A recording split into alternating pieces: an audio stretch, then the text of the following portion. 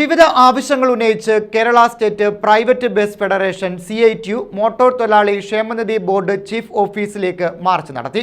Federation സംസ്ഥാന president Kadakampally Surendran MLA ഉദ്ഘാടനം ചെയ്തു.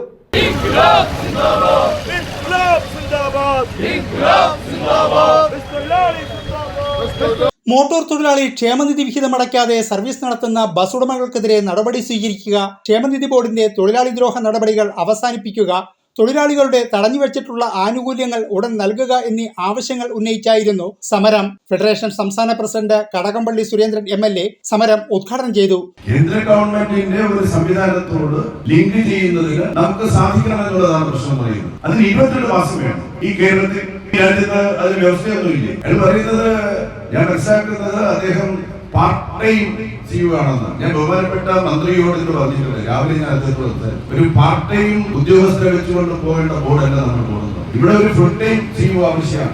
2,000 കോടി രൂപയാണ് യഥാർത്ഥത്തിൽ അയാൾ കൈകാര്യം ചെയ്യുന്നത്. പ്രതിവർഷം 6-7 കോടി രൂപയാണ് ചെലവഴിക്കുന്നതെങ്കിൽ അത് കൃത്യമായിട്ട് കൊടുക്കണ്ടേ?